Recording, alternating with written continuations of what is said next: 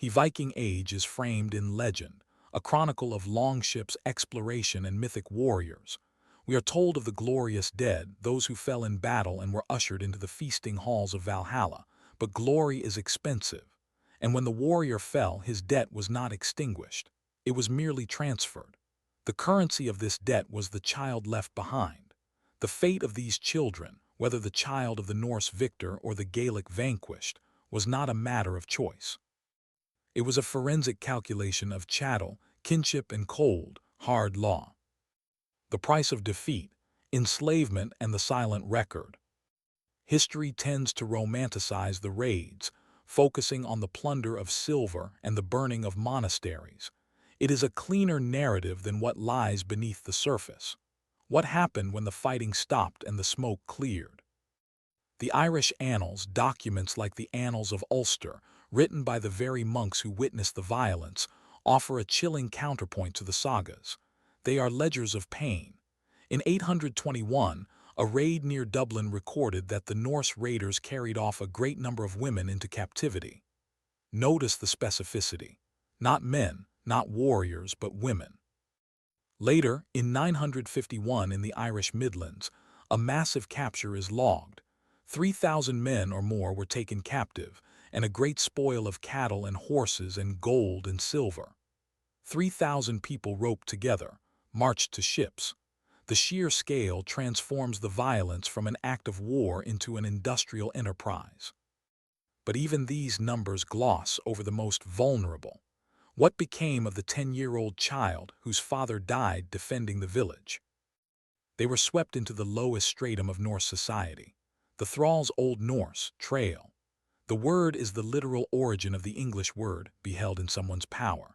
It was not a metaphor. A thrall was legally chattel, a piece of property, treated by law with the same status as cattle. The Icelandic law code, Gragaz, written down in the 12th century but reflecting much older practices, confirms this. A thrall could be bought, sold, beaten, or killed. The owner faced no meaningful penalty. If a slave died, they leave him there as food for the dogs and the birds. No grave, no marker, just meat. Ibn Fadlan, Arab diplomat, observing the Rus, Eastern Vikings on the Volga in 922 CE. Children entered this system in two ways, born into it if their parents were slaves or captured into it during raids. The younger the captive, the higher the value, more years of labor lay ahead. Archaeological excavations in key Viking trading sites, Dublin, Hedeby, Denmark, and Birka, Sweden, have yielded iron collars and shackles. These cluster near the docks. As archaeologist Ben Raffield argues, these were not for livestock. They were for humans being transferred from ship to shore, from captive to coin. Dublin became the massive, international slave hub by 841, exporting human cargo east along the Volga to the Islamic Caliphate and west to the Norse settlements in Iceland. Genetic studies in Iceland show the demographic consequence.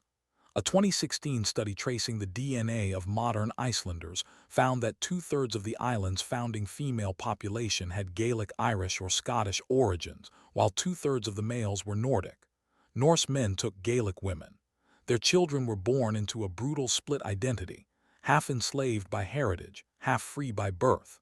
Their fate hinged on a single, cold decision: acknowledgment. If the Norse father did not formally claim the child, they remained a thrall, property. The archaeology of pain, skeletons and scars. The sagas are silent on the experience of the thrall child, but the bones speak plainly. Forensic archaeology shatters any remaining romantic notions. A skeletal analysis of presumed thralls from Norway, Sweden, and Denmark, published in the Journal of Archaeological Science, found clear signs of severe physical trauma. Healed fractures consistent with repeated beatings. Compression fractures in the spine, indicating chronic overburdening from carrying loads too heavy for a developing body. Malnutrition confirmed by isotope analysis, which shows the lower status dead ate a diet dominated by fish, while their masters consumed meat and dairy. They weren't kin, they were a distinct, poorly fed class. Children were not exempt from the worst of this system. The most macabre evidence comes from the practice of slave sacrifice. When a high-status Norse master died, a thrall, male or female, was often killed to accompany them into the grave. This wasn't myth, it's forensically documented. In a grave at Fiacat, Denmark, a woman was buried with high-status grave goods. Beside her lay another body, decapitated, with no grave goods, a thrall sacrificed to serve his mistress in the afterlife. The infamous account of the Ruse funeral on the Volga, recorded by Ibn Fadlan, describes the ritualized rape and strangulation of a slave girl, who was then stabbed and placed next to her deceased master before the ship was burned. The thrall child lived and died without honor. Their life was defined by overwork, filth, and disease. Analysis of coprolites fossilized feces from Viking towns like York shows high parasite loads, roundworms, tapeworms. Those doing the filthiest work, the thralls, would have suffered the most. If they died, and infant mortality was already brutally high, between 20–40%, they often received no formal burial at all. They were placed in simple, unmarked pits, a silent testimony to a life deemed insignificant. Now consider the counter-scenario, the child of the fallen Norse warrior. They were not enslaved, but their future was equally predetermined and violent. They were an instrument. Norse society was structured around kinship obligation and the relentless pursuit of vengeance, hefnd. The death of a father was not a tragedy to be mourned in isolation. It was a stain on the family honor that demanded blood. The sagas, for all their poetic language, function as chronicles of this cycle.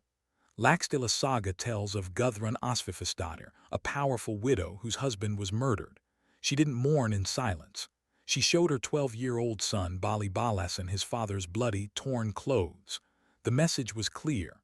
The saga records that young Bali, using his father's sword, tracked down and killed one of the men responsible. He was 12 years old enough to kill. Gisla's saga features brothers Helgi and Birkir, aged 12 and 10, who avenged their father's murder with spears. The culture did not see them as children in the modern sense. They were young warriors. Gregaz confirms the legal reality. A boy of 12 could sit as a judge in court and could make legal decisions. He was old enough to be held accountable for his violence. The training began early.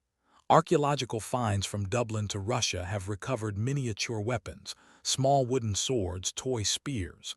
These were not mere toys, they were training tools. By 7 or 8, boys were practicing real combat skills. By 12, they were expected to wield a true weapon. This was a profound psychological burden. A 10-year-old was shown blood and told that the highest form of honor was to commit murder. Refusal meant disgrace. Men who spared children in raids were mocked.